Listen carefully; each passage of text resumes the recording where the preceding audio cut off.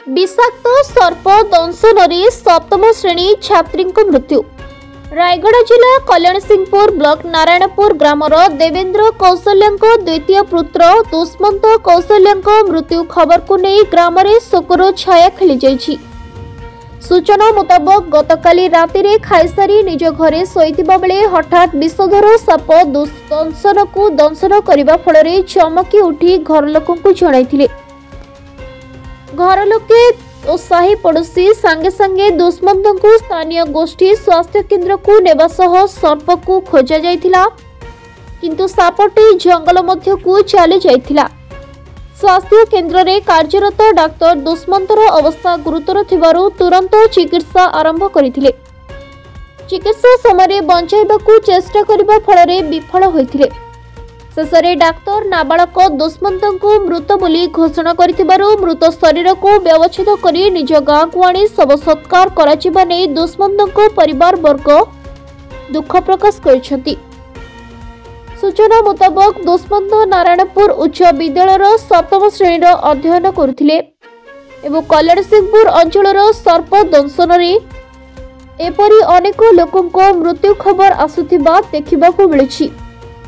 एणु मृत दुष्मंत परिवार सरकारी सहायता प्रदान निमंते अंचलवासी सरकार को निकट में दाबी करिसेंति।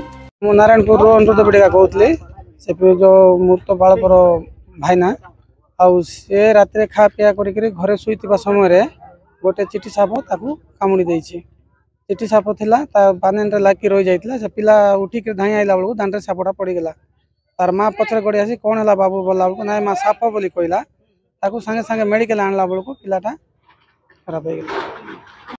देवेंद्र कौशल्या नारायणपुर पिला को खाई कर शुईला भितर खाई कर शुई 11टा होइतिला। 11टा अधे बेलू साप आसिक पिला कामुड़ी देला। साप साप कहला बेलू उठली देखली आउ सापटा कामुड़ी बोलिक मेडिकल आणली। मेडिकल आणला बेलू पिलाटा ट्रिटमेंट कले डॉक्टर जाक पिलाटा मृत कले।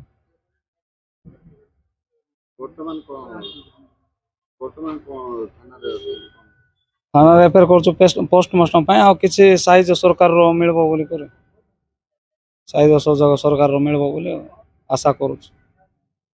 नाइट ड्यूटी रे थिली तो सी जो आसिले पेसेंट जो आणिकिना आसिले से आसिकिना ये पहुँचले गोटे 18 आसिकिना हॉस्पिटल रे आसी पहुँची सेठू घर जो इनसीडेंटा होती तार घंटे 1.5 घंटा पूर्व से बहुत ट्राए कर आम्बुलांस थ्रू आसापी बट आम्बुलांस मिल नाला से निज वेहिकल आणिकिना आसीथिले। पेसेंट जो आसीथिला से कंडीशन माने एते ठीक भी नथिला जिनस सीरियस कंडीशन ने थिला। जो साप बिटी कामुड़िला विषाक्त साप बिटी कामुड़िला ताको आम डंगरी भाषा डंगरी चित्ती बोली कह जाए जोटा कि बहुत विषाक्त आ से पिलाटा शोइथिबा समस्त कामुड़िथिबा हेतु सी भी जानी पारि नथिला। तेणुक आम आम तुरंत ट्रिटमेंट जहाँ भी आम ट्रिटमेंट अच्छे आम से स्टार्ट करूँ आ पेसेंट लोक भी बुझे दी जाइए ना यहाँ विषाक्त जंतु आपड़ जल्दी ये ट्रिटमेंट करके आम रायगड़ा रेफर करदेबू।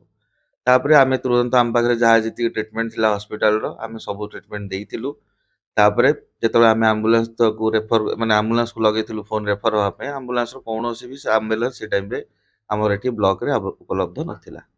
आउ तापर पेसेंट कंडीशन जेहेतु सीरियस थिला तो पेसेंट को आम आउ बंचे पार्लु ना।